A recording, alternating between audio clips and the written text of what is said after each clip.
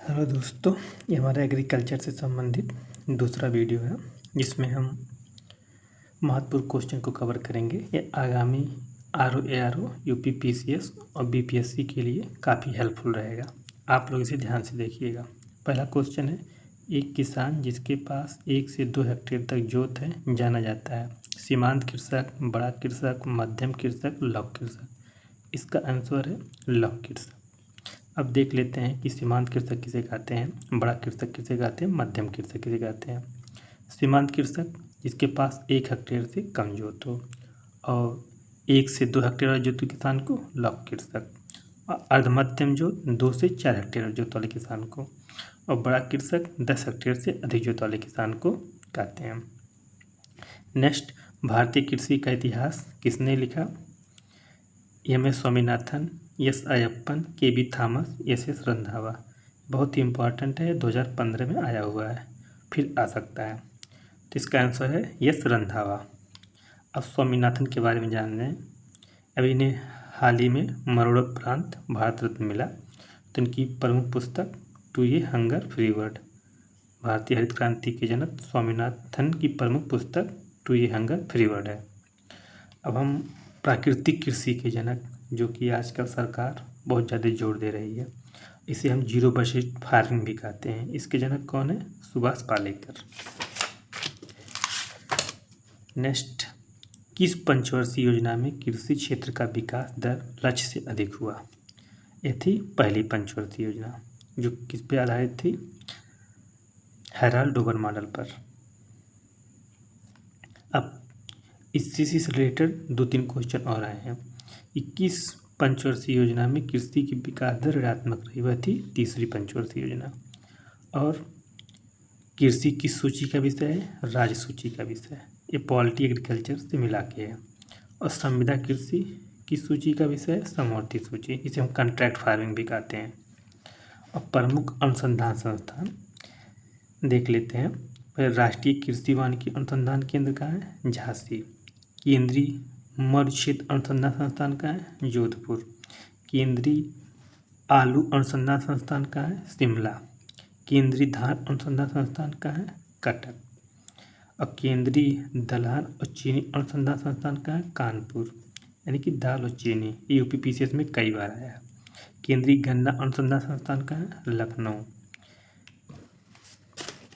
अब हम चावल से संबंधित महत्वपूर्ण प्रश्न को देखते हैं कि जो कि विगत वर्षों में आए हुए हैं और क्या आ सकते हैं, उनको हम शामिल किए हैं।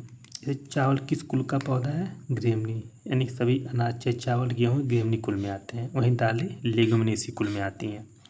वनस्पतिक नाम क्या है चावल का? Oryza sativa. जैसे मटर का पाइथम सटाइवम, मैंगो का है मैगीफोरा इंडिका, ऐसे ही चावल का है ओराइजा सटाइवा।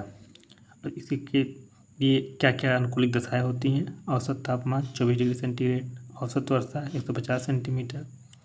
अब कुछ अन्य बातें, चावल एक खरीफ की फसल है या एक स्वपरागित फसल है।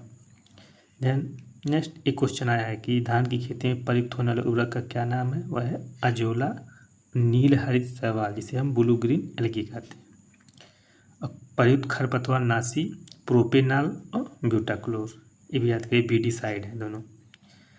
अब धान की 2 स्टेट ऐसे हैं हमारे यहाँ जो कि वर्ष में 3 बार धान की फसल उगाई जाती हैं, और हर एक मौसम में उगने वाली फसल का किस्म का नाम अलग अलग है।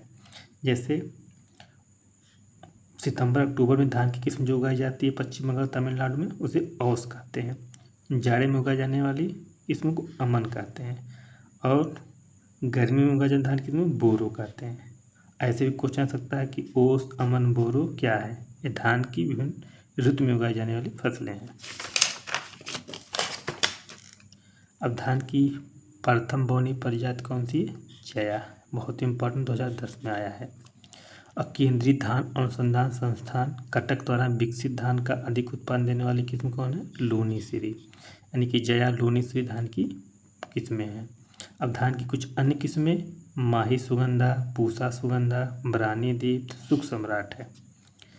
अब देखते हैं international agriculture Indian agriculture research institute यानी कि पूसा बासमती चावल की विकसित उन्नत किस्म कौन सी है? पूसा 1460, पूसा 1401।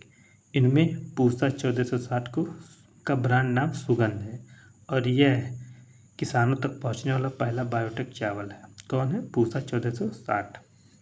अब बासमती से चावल से संबंधित एक क्वेश्चन आया था आरओ 2014 में कि बासमती चावल की रोपाई प्रयुक्त बीज की दर कितनी होती है? 15 से 20 किलोग्राम प्रति हेक्टेयर। अब चावल में कौन कौन से पोषक तत्व पाए जाते हैं इसे देख लेते हैं। चावल में सबसे अधिक कार्बोहाइड्रेट कितना होता है? 75 से 76%। प्रोटीन 6 से 7%। वसा 2.5%। ये प्रोटीन याद कर रही है। कुछ लोग को लगेगा कि चावल में प्रोटीन होता नहीं, जो कि ऐसा नहीं है। चावल में 6 से 7% प्रोटीन होता है।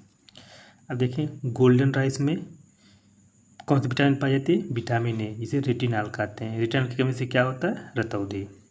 चावल की धुलने व पॉलिश करने से कौन सी विटामिन नष्ट हो जाती है? विटामिन B1, इसे हम थायमिन कहते हैं। और इसकी कमी से कौन सी रोग होता है? बेरी। और धान का प्रमुख खैरा रोग किसकी कमी से होता है? जिंक की कमी से।